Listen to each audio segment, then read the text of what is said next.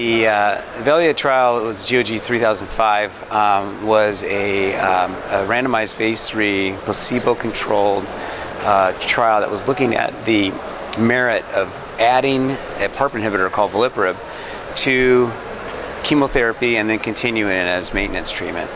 So the trial was designed very much like GOG 218 because at the time when the trial was designed, we were very interested in knowing whether or not veliparib added to chemotherapy might actually induce more response because it can have an effect on objective response, and we'd shown that in a previous GOG trial, so GOG 280.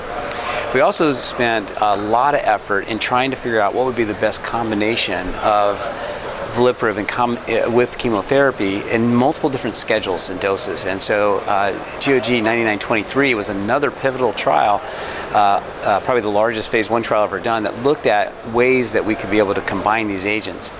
And veliparib is somewhat unique in that it has a relatively low levels of PARP trapping, so it allowed us to explore the opportunity of giving full dose chemotherapy with a PARP inhibitor.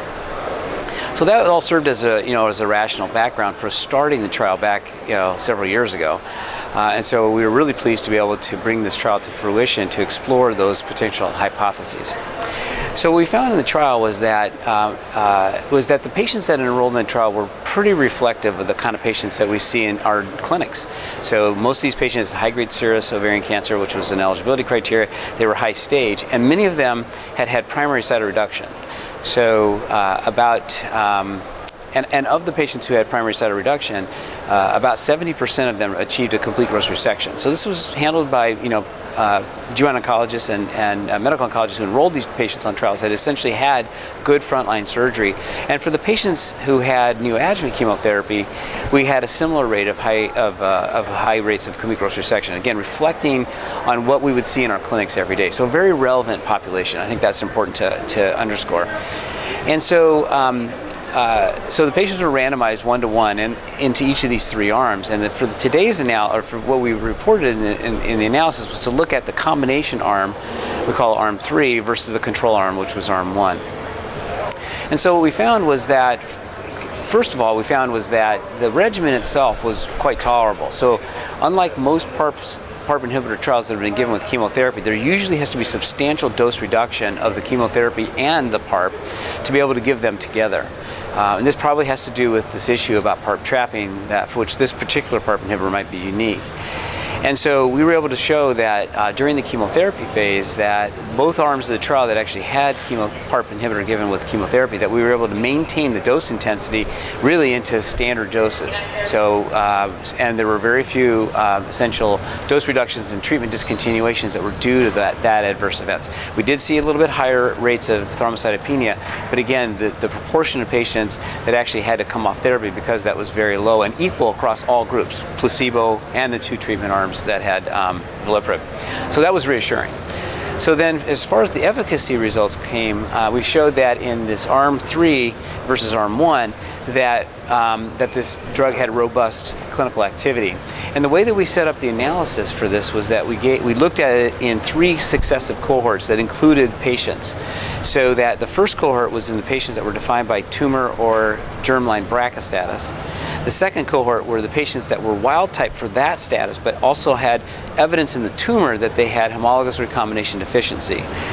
So that was a second cohort. So there's 200 patients with BRCA, 221 patients with non-BRCA HRD, and that cohort became the HRD cohort. And that patient was 421 patients. And then we added a third cohort, which was everybody else. So they weren't defined by BRCA, they weren't defined by HRD, and that was 757 total patients who had who comprised that intent to treat population.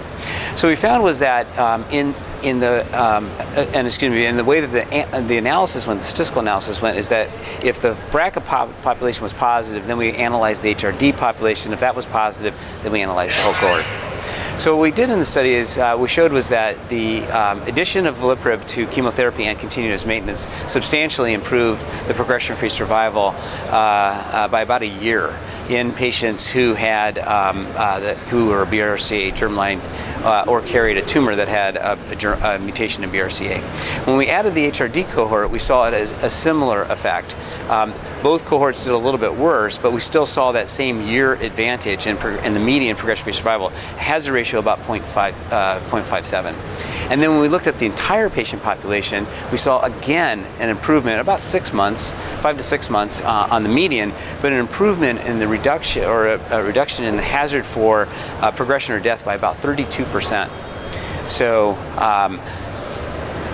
56% reduction, 43% reduction, and 32% reduction in the hazard for progression to death in each of those cohorts. So very important finding. And again, we're very excited because it was a tolerable regimen. It introduces PARP very early into treatment, and looks like a very important potential new strategy for patients who are newly diagnosed with ovarian cancer.